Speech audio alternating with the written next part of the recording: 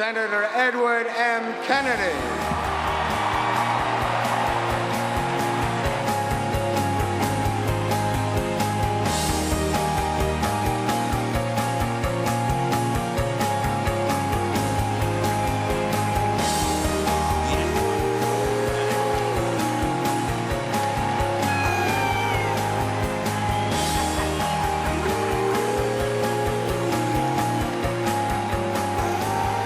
Thank you, Bob Carroll. Thank you, Bob Carroll.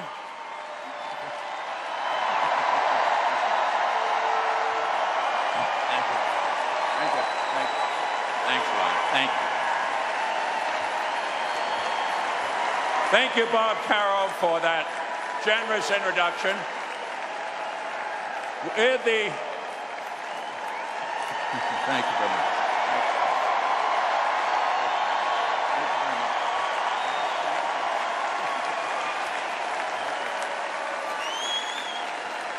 Thank you, Bob Carroll, for your generous introduction.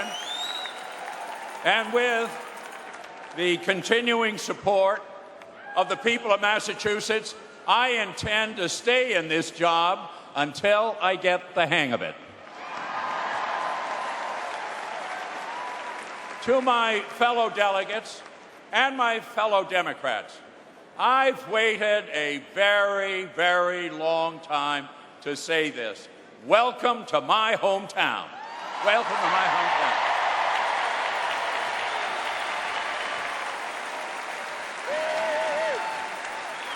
To Americans everywhere whose aspirations have been kindled anew by this campaign, we who convene here this evening in liberty's cradle say, welcome home.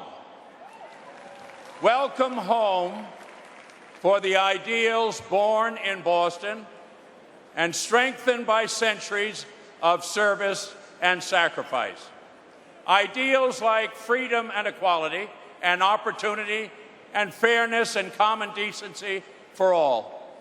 Ideals that all Americans yearn to reclaim. And make no mistake, come November, reclaim them we shall by making John Kerry President of the United States.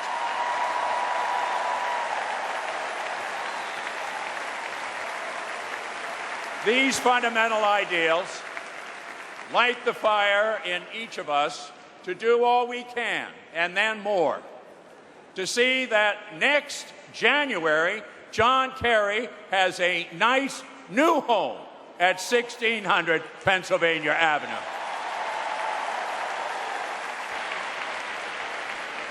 It fills me with pride to have our Democratic convention in this city, this hallowed ground that gave birth to these enduring American ideals. Like my grandfather and my brother before me, I have been privileged to serve this place where every street is history's home. The old North Church, where lanterns signaled Paul Revere. The old State House, where John Adams said independence was born. The Golden Steps, where waves of new immigrants entered this new land of liberty and opportunity, including all 8 of my own great-grandparents from Ireland.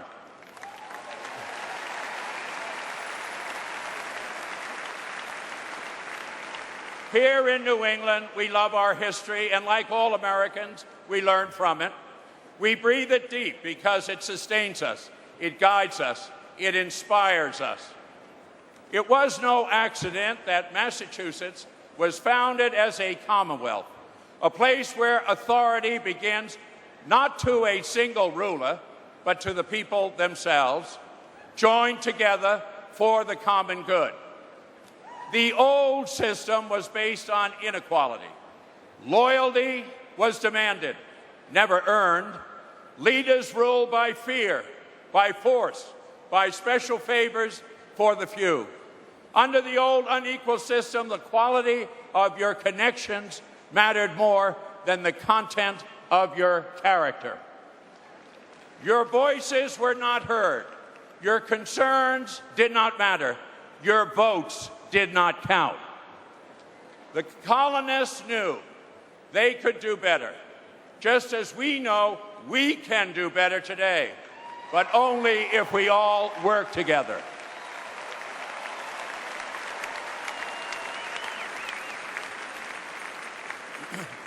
Only if we all reach out together. Only if we all come together for the common good.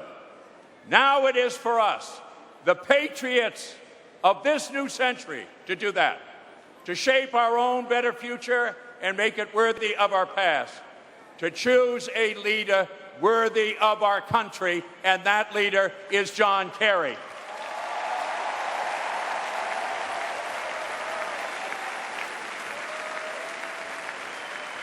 Today, more than 2 centuries after the embattled farmers stood and fired the shirt round the world, the ideals of our founders still resonate across the globe.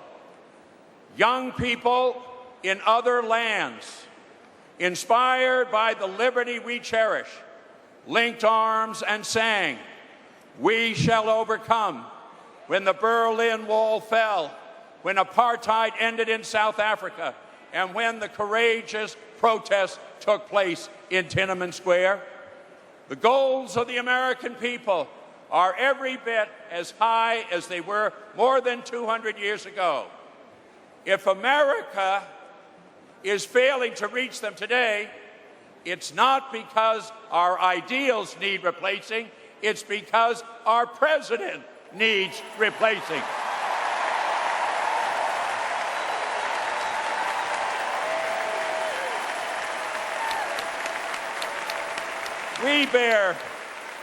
We bear no ill will.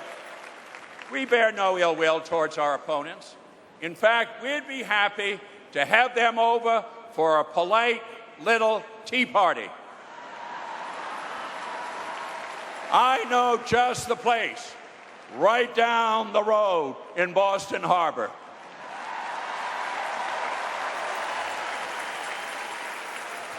For today, like the brave and visionary men and women before us, we are determined to change our government. I've served for many years in the Senate and have seen many elections, but there have been none more urgent and more important than this one. Never before have I seen a contrast so sharp or consequences so profound as in the choice we will make for president in 2004.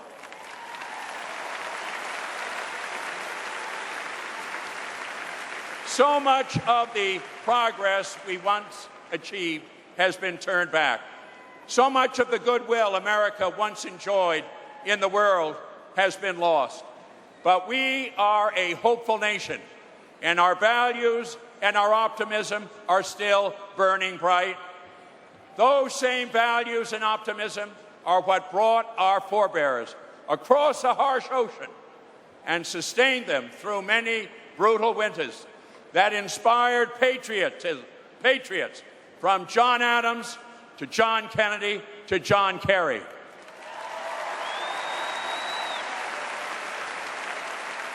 And their strong belief that America's best days are still ahead. There's a reason why this land was called the American experiment. If dedication to the common good were hardwired into human nature, we would never have had a need for a revolution. If each of us cared about the public interest, we wouldn't have had the excesses of Enron. We wouldn't have had the abuses of Halliburton.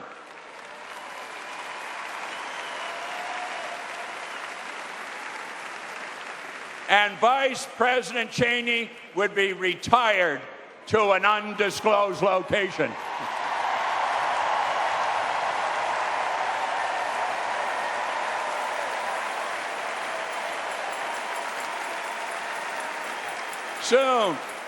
Soon, thanks to John Kerry and John Edwards, he'll have ample time to do just that. Our country demands a great deal from us, and we rightfully demand a great deal from our leaders. America is a compact, a bargain, a contract. It says that all of us are connected. Our fates are intertwined. 50 states, one nation. Our Constitution binds us together. Yet in our own time, there are those who seek to divide us. One community against another. Urban against rural. City against suburb. Whites against blacks. Men against women. Straights against gays. Americans against Americans. In these challenging times for our country, in these fateful times for the world, America needs a genuine uniter, not a divider who only claims to be a uniter.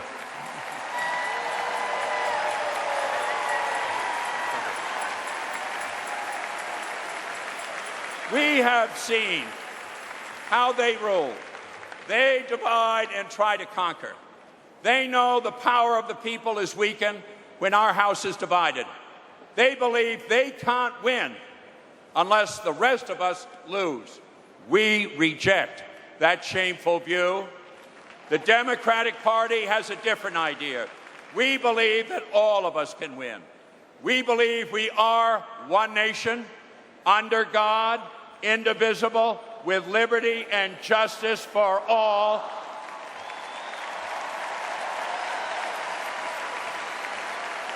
And when we say all, we mean all. Today, in this global age, our goal of the common good extends far beyond America's borders. As President Kennedy said in 1963, in his quest for restraint in nuclear arms, we can help make the world safe for diversity. For in the final analysis, our most basic common link is that we all inhabit this small planet. We all breathe the same air. We all cherish our children's future. And we are all mortal. Interdependence defines our world. For all our might and for all our wealth, we know we are only as strong as the bonds we share with others. The dangers of terrorism and nuclear proliferation, our greatest challenges, are shared by all nations.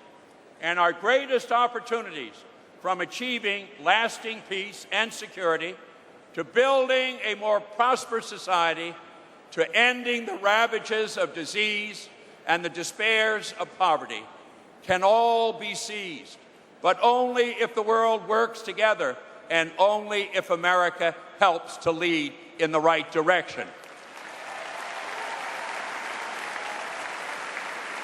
And John Kerry has the skill, the judgment, and the experience to lead us on that great journey.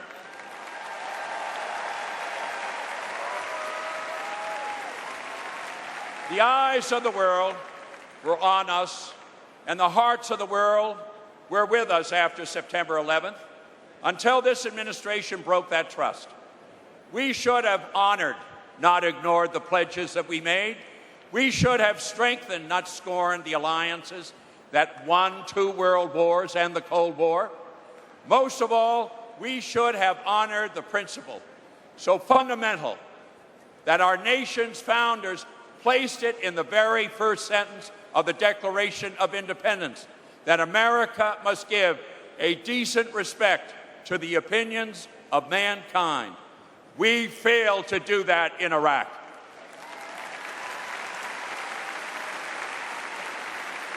And more than 900 of our servicemen and women have already paid the ultimate price.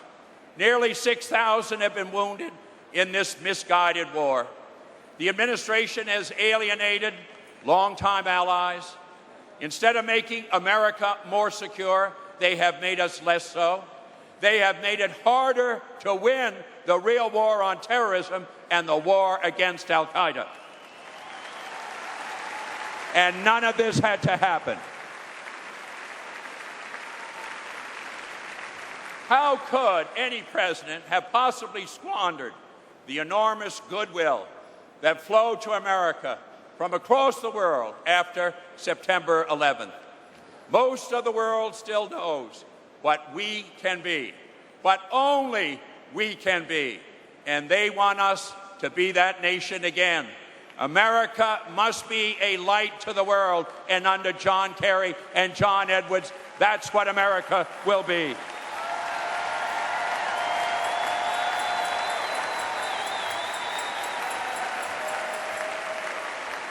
We need a president. We need a president who will bind up the nation's wounds. We need a president who will be a symbol of respect in a world yearning to be at peace again. We need John Kerry as our president.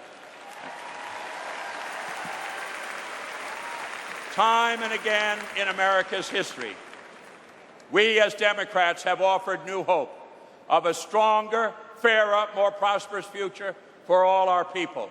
A society that feeds the hungry, shelters the homeless, cares for the sick, so that none must walk alone. And when the elderly face poverty and sickness that threaten their golden years, we created Social Security and Medicare.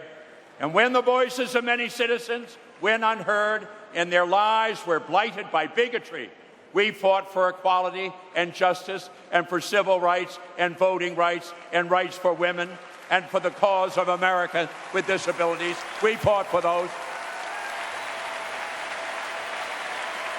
And when higher education was beyond the reach of veterans returning home from the war, we created the GI Bill of Rights, and we have continued ever since to make college more affordable for millions more Americans.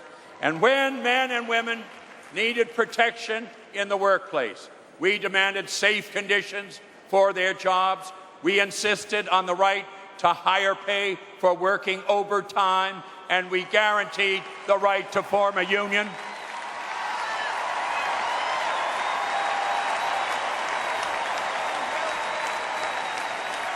And we pledge a fair minimum wage so that no one in America who works for a living should have to live in poverty.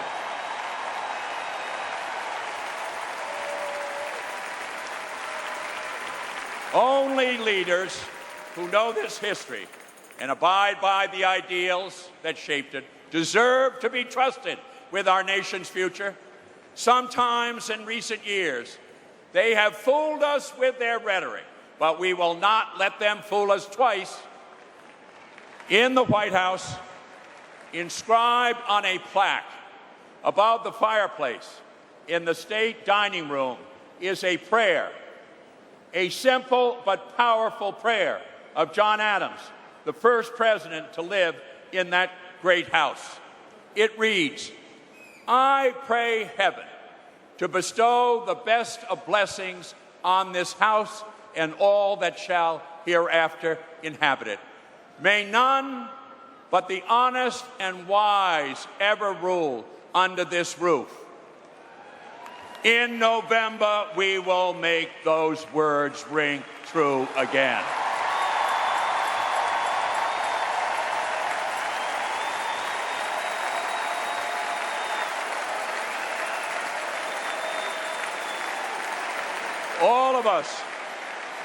All of us who know John Kerry know that he's a fitting heir to these ideals. I've known John Kerry for 3 decades. I've known him as a soldier, as a peacemaker, as a prosecutor, as a senator, and as a friend. And in every role, he has shown his strengths. He was the right man for every tough task, and he is the right leader for this time in our history. John is a war hero who understands that America's strength comes from many sources, especially the power of our ideas.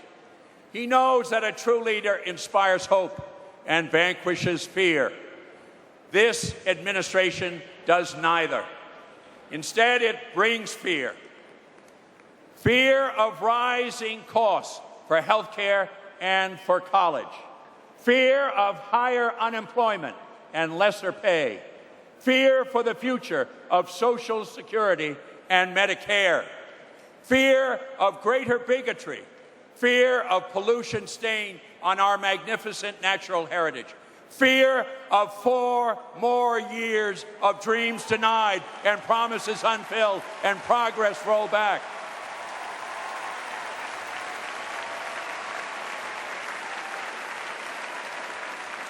In the depths of the Depression, Franklin Roosevelt inspired the nation when he said, "The only thing we have to fear is fear itself."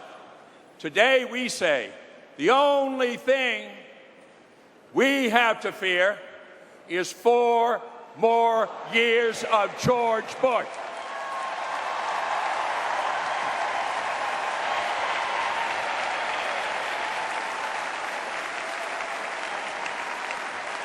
John Kerry offers hope. John Kerry offers hope, not fear. The hope of real victory against terrorism and true security at home, of good health care for all Americans, of Social Security that is always there for the elderly, of schools that open golden doors of opportunity for all our children, of an economy that works for everyone. That's the kind of America we'll have with John Kerry in the White House. And the roots of that America are planted deep in New England soil. Across this region are burial grounds, many so humble you find them without intending to. You're in a town like Concord, Massachusetts, or Hancock, New Hampshire. You're visiting the old church there, and behind the chapel you find a small plot. Simple stones bearing simple markers. The markers say War of 1776. They do not ask for attention, but they command it all the same. These are the patriots who won our freedom. These are the first Americans who enlisted in a fight for something larger than themselves, for a shared faith in the future, for a nation that was alive in their hearts, but not yet part of their world. They and their fellow patriots won their battle. But the larger battle for freedom and justice and equality and opportunity is our battle too. And it's never fully won. Each new generation has to take up the cause, sometimes with weapons in hand, sometimes armed, only with faith and hope, like the marches in Birmingham and Selma 4 decades ago. Sometimes the fight is waged in Congress or the courts, sometimes on foreign shores, like the battle that called one of my brothers to war in the Pacific and another to die in Europe. Now it is our turn to take up the cause. Our struggle is not with some monarch named George who inherited the crown, although it often seems that way. Our struggle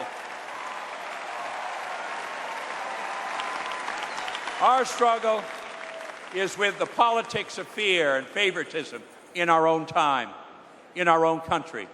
Our struggle, like so many others before, is with those who put their own narrow interest ahead of the public interest. We hear echoes of past battles in the quiet whisper of the sweetheart deal, in the hushed promise of a better break for the better connected. We hear them in the cries of the false patriots who bully dissenters into silence and submission. These are familiar fights. We fought and we won them before, and with John Kerry and John Edwards leading us, we will win them again and again and again and make America stronger at home and respected once more in the world.